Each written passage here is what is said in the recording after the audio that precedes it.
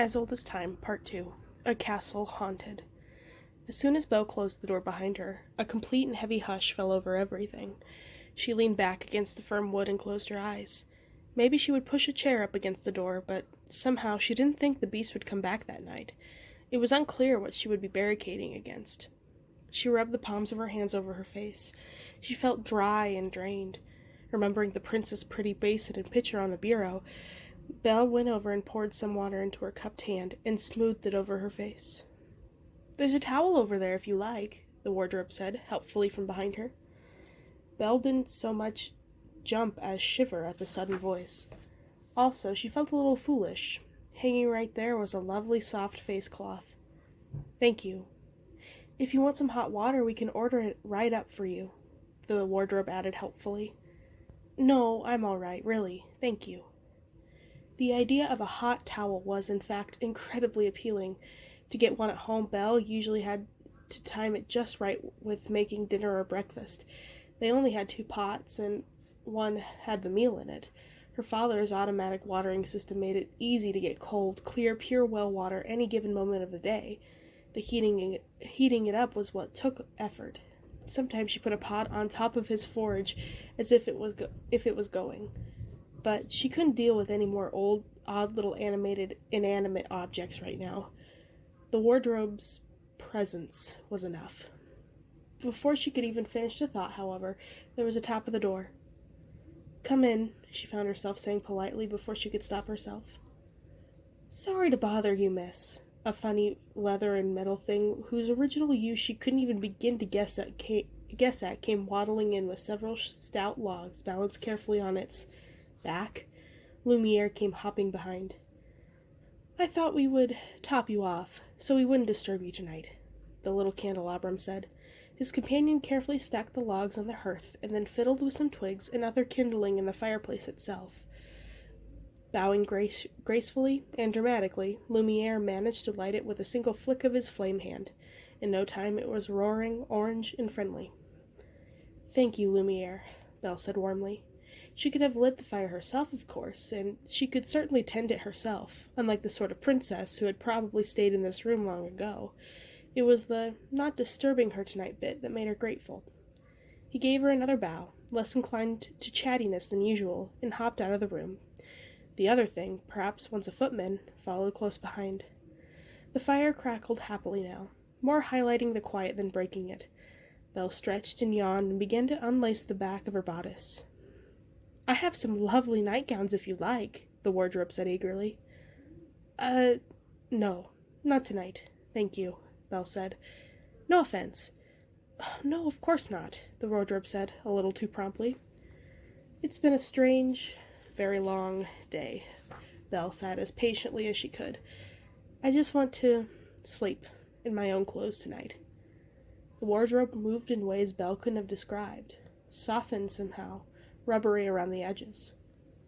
"I understand, honey," she said in a much more sympathetic tone. "You get some sleep. It has been a long day, even for us." "Thank you," Belle sighed. She carefully took off her apron and pinafore, then her shirt, and carefully folded them and put them on the chair. If the wardrobe thought they would be better kept inside her drawer, she wisely didn't say anything.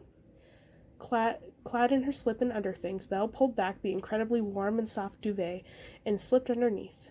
The pocket her body made against the silken sheets was icy cold initially, but she knew that in a few short minutes it would be warm enough for her body that she could uncurl out of the fetal position she was currently in. She thought about her mother. Belle tried to dismiss the same quick, almost violent succession of images she had been seen when touching the rose. She tried to concentrate on what she did remember. It was very, very little. She thought she recalled a smile, wide and warm, and far less toothy than that of the woman in the vision. She remembered the smell of roses and the feel of sunlight. The roses and sunlight and her mother were all mixed in together, like they were all part of the same thing, and one couldn't exist without the other two. Which woman was real? The one she didn't remember, or the one in the vision? But before she could even begin to ponder the answer, another question asked itself immediately. Of the two, who was more likely to leave her baby daughter and husband? Belle couldn't pin down when exactly her mother had left. It was all a continuum, and at one point her mother was there, and most of the time she wasn't. And Maurice was always there, and Philippe, and the rose garden. When the townspeople were feeling kind, they told Belle how sorry they were she didn't have a real mother to raise her. Some even offered to take her under their wing, to teach her how to be a proper girl. Obviously, she was a little bit off, having been raised by her papa, like a boy. It wasn't really her fault. Were they right? Even just a teeny bit? If her mother had stayed, how would it have been different? Would she have brushed Belle's long hair at night, while her daughter talked about her day and the mean girls in the town? Would she have taught her how to bake pastries, like take care of her nails, milk the goats more efficiently? Or would she, Belle thought bitterly, have taught me how to grow magic roses and curse people and summon lightning from my hands? That would have been something. Despite the warming of the bed, Belle grew less comfortable, tossing and turning as these jagged thoughts toward the inside of her mind, opening holes and letting in painful new ideas. Eventually, sleep found her anyway, inserting its curling tendrils into her eyes and nose and mouth, and consuming her, even as she resisted. Her eyes shot open in the middle of the night. Belle had no idea what time it was. Maurice had clocks, several of them, and even without those she could tell by the movements and noises of the chickens and animals and the feel of the house which hour of the watch it was. Here it could have been 5 minutes after she fell asleep, or 5 hours. The room was dark except for the orange bubble of space illuminated by the fire. Outside that she could feel it was also cold. All was as silent as when she went to sleep. There wasn't even the scurrying of a mouse or a rat to remind her of a normal night at home. She couldn't remember ever waking up anywhere besides the little farmhouse she shared with her father, or the woods on a warm summer night, if they stayed out while foraging, and there she would have been surrounded by the familiar sounds of insects and night birds. Belle. It wasn't a sound, it was a thought. It was like a wisp of a memory, of an idea, almost. Something you catch the faintest hint of that reminds you of something else, but when asked, you can't explain what it was. Belle sat up. The wardrobe stayed still. Asleep, drowsing, dreaming. Hardly aware what she was doing, Belle threw her legs over the side of the bed. Shadows crackled among the ceilings. They were just the result of firelight playing over the objects in the room. Probably. She frowned, squinting at them. There was no way they were little things running back and forth between the other shadows, slim as smoke. Right? Slowly she rose out of the bed. After debating a moment, she took a thick taper out of a sconce and lit it in the fireplace, cuffing her hand around so the flame wouldn't go out when she pulled back. Taking one last look around the room, she opened the door as silently as she could and let herself out. Belle stood in the utter darkness of the hall, feeling foolish for a moment. As her eyes adjusted, she could just begin to make out the dim and hazy outlines of things. With no light except for her one tiny candle flame, it was surprising how those things shifted and moved so much out of the corner of her eye. She could have sworn strange, thin feelers of blackness had begun to web the corners of the walls and ceiling. Belle. She drifted into the great hall beyond, trying to follow or escape whatever it was calling her. Dark, rich carpet softened her footsteps and only added to the eerie feeling. The statues that she had initially dismissed as Greco-Roman replicas did not, she suddenly realized, depict gods and heroes that were actually of howling, toothy demons. She stopped, blinking at them. Had they always been like that? Even when she first came inside the castle? And she just hadn't noticed? Even the small, normal, angelic-looking one had a mouth open in a vicious snarl, revealing sharp, inhuman teeth. Above, what she thought were alabaster cherubim supporting vaulted arches now had hideous expressions on their faces and strange closed eyes. Their hands reached out as if to grab someone who came too close. Candlelight flickered off their frightening details, eyes and fangs and claws. She backed away, bumping into a table behind her. She felt a vase tip and spun around to catch it, and then caught her breath. The legs of the table it was on looked like slavering monsters, wretched and angry to be supporting such a weight. Belle. Something was in the once forbidden West Wing. Something was left there, something they missed. It wasn't forbidden now, but that did not mean she wanted to go up there alone, in the middle of the night. Even the beast's presence would have been acceptable. Maybe he would be there, asleep. The thought gave her courage. Trying to steel her nerve, she walked toward more forcefully, as if it were her choice, as if she were just going to seek out a mystery she forgot. Not a scared, lonely girl in her nightgown with a candle, like some daft heroine from one of the lighter romance books she read. This thought, too, gave her courage. She was Belle, not an idiot.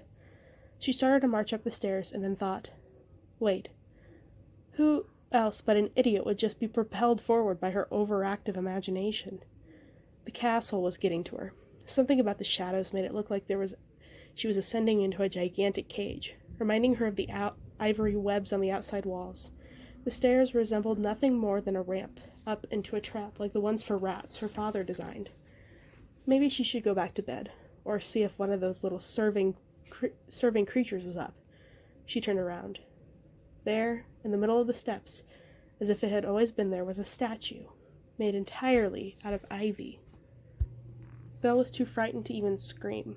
She put a hand over her mouth and bit her knuckles, a tiny, dim portion of her mind saying, "Aha, that's why people in stories do that. It's so they don't break down into useless, screaming piles of insanity." Little pools of water were forming from snowmelt. For some reason, watching the slow drips was the most frightening thing of all. It must have come from the garden, Belle thought insanely. There didn't appear to be anything under the leaves and vines. They wove around themselves to make the vague resemblance of a person, perhaps a woman. Its green and amorphous arms were lifted up, entreating. Belle stumbled up the stairs backwards away from the thing, keeping her eye on it. It didn't move. Shaking and making little whimpering noises in the back of her throat, Belle kept moving, backing all the way up to the top of the stairs, almost tripping as she reached for the next step that wasn't there. Her foot came down hard on the floor instead, sending a shivering jolt through her ankle and up her spine. She let out an involuntary cry and stumbled into the landing, barely catching herself. But she managed to keep a firm grip on the candle, not daring to let it go. Realizing she had taken her eye off the statue, she stood up quickly and spun around. It was now further up the stairs, just feet behind her. Belle sobbed. Its arms were by its sides, like it knew Belle would just finish going where she was being herded of her own free will. It was there only as a reminder. Belle took a deep breath and then ran the last 30 feet to the beast's lair. She started to put her hands on the ugly, monstrous bronze handles that opened the door to his room, and then stopped. A different sharp pain suddenly on the sole of her foot. She looked down. A giant shard of glass was stuck into her flesh. Blood slowly crept along its edge and dripped. With a wince, Belle reached down and pulled it out. The piece was from the giant mirror on the wall, the one that had been shattered by the beast, no doubt after he caught his reflection in there. Belle looked up at what was left of the mirror now, raising her candle and moving it forward. It was hard to tell exactly with so little light and all of the shards pointing every which way, but even as Belle could see that they weren't reflecting her, or anything around her. She frowned and looked closer. One piece of glass showed a blonde lady carefully guiding a little girl's fat hand over a hole in the ground to drop seeds in. Another had the woman throwing leaves on the girl like a snowfall. A third showed the woman and the girl in a sort of matching outfit, spinning and laughing. Belle suddenly realized with a shock that these were all scenes of her and her mother, doing things together. Her mother squeezing her tight, her mother running after her with Belle running away, crying, her mother and Maurice both cuddling and her together on their tiny bed. Some showed Belle as a baby, the little family in a smaller apartment that she didn't recognize, with no rose garden at all and an eerily familiar castle in the background. She gasped. She had lived here, in this kingdom. This was where her and her father had lived from when she was a baby. She didn't remember any of it. It was like watching something else, like seeing other people through the beast's magic mirror. This was a different family, something that happened to another time to someone else. "No," Belle whispered. "Why can't I remember this? Mama? What is all this?" As if in answer, suddenly all the shards went dark. A single face appeared in the blackness, scarred and shattered and monstrous, even more monstrous than the beast, for this was the least, at last, part human. Mangled, scarred, bloody, and torn apart, whatever features remained were erased, deep in shadow. "Belle," it croaked, then suddenly lunged toward her. Betrayed was betrayed, Stay away. Stay safe. Away from the dark. Belle fell back, screaming. She couldn't stop screaming. All of the terror and insanity of the night welled up and burst out of her. She felt like it would never end, and the screams and terror and the blackness would just roll out of her.